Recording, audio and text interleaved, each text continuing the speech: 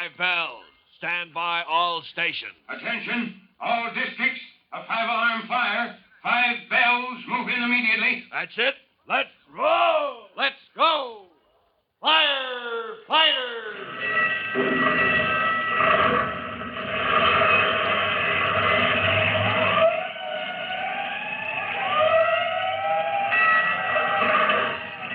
Presenting Firefighters, the true-to-life story of our unsung heroes who stand ready to ride by day or night against our most murderous enemy, the demon of fire.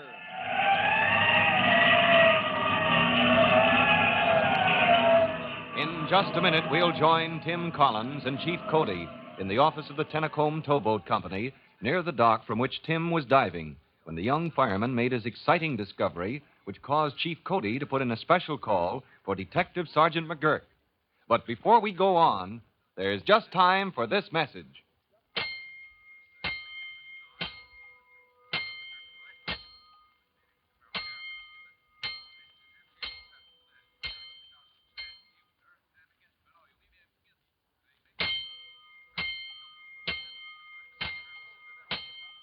Let's go, firefighters. Let's go to the office of the Tennacombe Towboat Company, which the management has placed at the disposal of Chief Cody for his meeting with Detective Sergeant McGurk. On the floor of the office lies a soggy, mud-soaked bundle of cloth. And as Chief Cody points to it, he says, There's your evidence, Mac. That's the stuff we found in the river. In 15 feet of water? Yep. How did you happen to run across it, Chief? Diving practice. A couple of my boys from the rescue company were working out with the diving tackle. And Collins, that's the fellow we were teaching to dive, well, he stumbled across this bundle. Does it strike you it's odd he knew right where to pick it up? How do you mean? The whole bottom of the river to prowl around on and all kinds of junk lying around in the mud. The one thing he picks up and brings ashore is this? Well, now, great blistering blazes, Mac. You're not trying to Just insinuate. thinking out loud, Chief.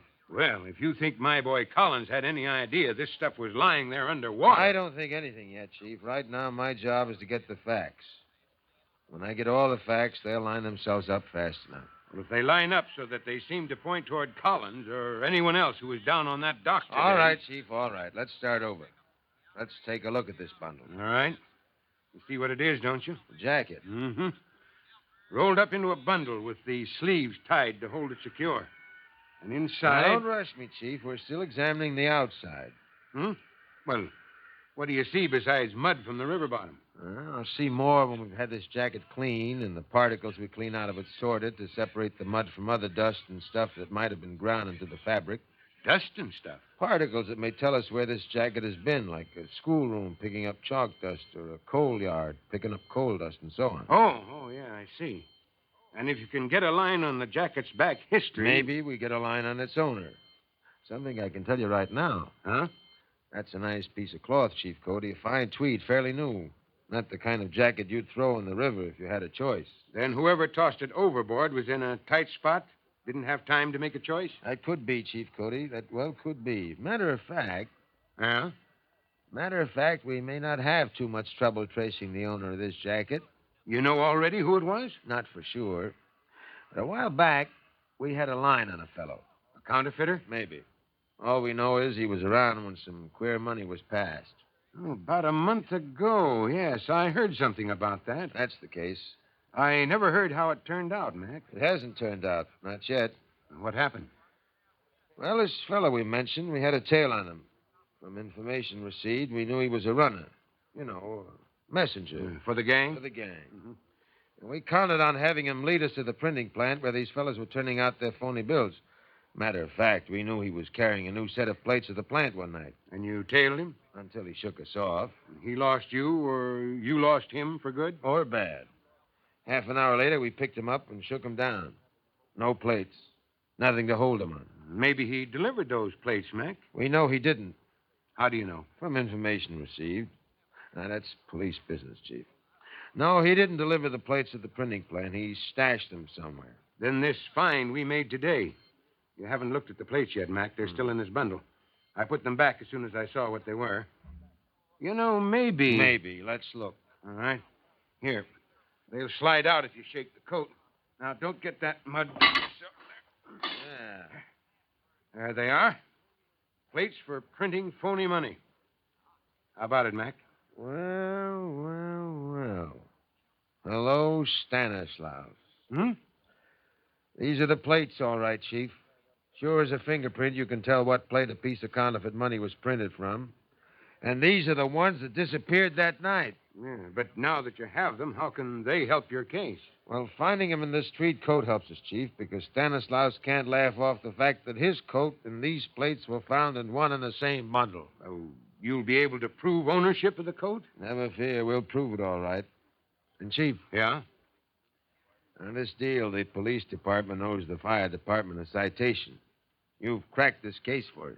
Now, you can pass the credit along to the rescue company, McGurk. Sure. Though for a minute there, I thought you were going to try to accuse one of my boys of being involved in this. Well, just thinking out loud, Chief, that's all. Just wondering how your boys knew right where to go to pick up this hidden evidence. Well, I'll admit I'm glad the fire department is out of the picture. We know our business and you know yours, so we'll leave the police work to you, Sergeant McGurk. Don't worry, we'll take care of Stanislaus and his pals. Stanislaus, that's the fellow's name, Mac, the runner for the gang? Stanislaus Mushnosky, a bad egg if there ever... Mushnosky? Yeah. Well, what's the matter, Chief? Great blazing blisters. Maybe the fire department isn't clear of this case after all. Huh? My man Collins picked up those plates from the bottom of the river. But the fellow who was pumping air for the diving helmet was Private Mushnosky. Yeah. And he's waiting outside with Collins right now. Astounded at Chief Cody's announcement, Detective Sergeant McGurk makes a quick decision. He bundles the mud-soaked jacket and the plates for printing counterfeit money into a sheet of wrapping paper and then announces. Chief? Now, this looks like a tie-up of some kind. I want to see those men of yours at police headquarters. Yes, but Mac, I know Mushnosky. He's been in the department for years with never a black mark. Besides, come to think of it, Huh? his name is Gabriel. That's why he never uses it. They call him Mush. Mush, huh? Well, yeah, but it's Gabriel Mushnosky. So there's no chance that... Oh, I know your man and Stanislaus aren't one and the same, Chief. But there's some connection. There must be. Brothers, cousins, maybe. Because you'll have to admit it. You know yourself, Mushnosky isn't a common name. No, of course it isn't. Well, I want those men at headquarters, Chief. Will you get them there? Well, all right, Mac. It's my duty, I guess. Thanks, Chief. I'll slip out the back way so I won't have to talk to them here. Maybe make them more watchful. Well, thanks for everything, Chief. Okay, Mac. Okay.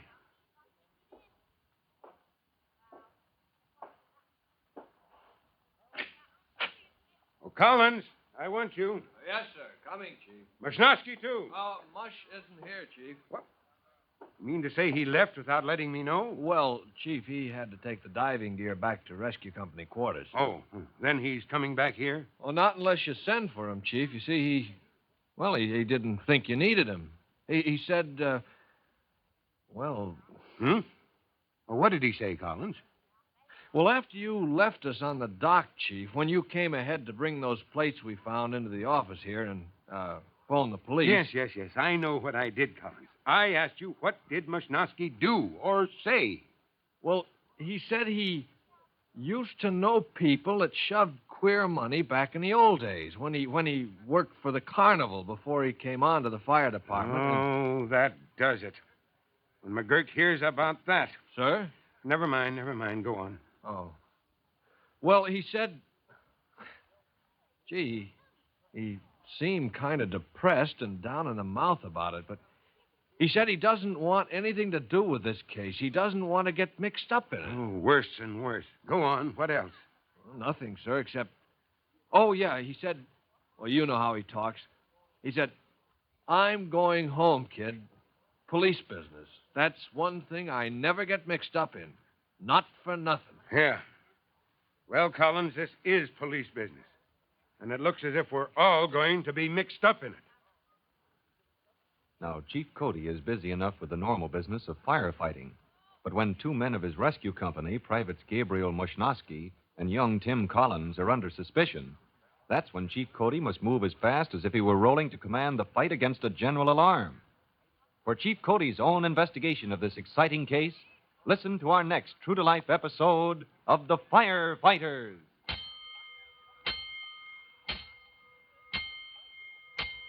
In just a moment, Chief Bob Cody will tell you, boys and girls, how you can help the firefighters in your own town.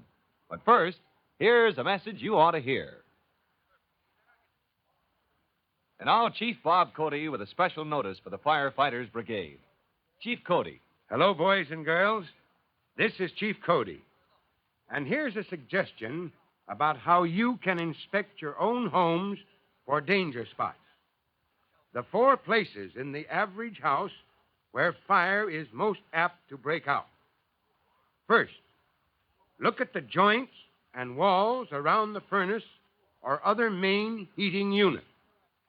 Now see if they are far enough away or well enough insulated so that these joints and walls around the heating unit do not offer a chance for fire to start. Well, that's all for now, but I'll tell you 3 other danger spots soon. Fire Chief Cody and the young rookie fireman Tim Collins will be back on the same station the next time you hear... That's it. Let's go!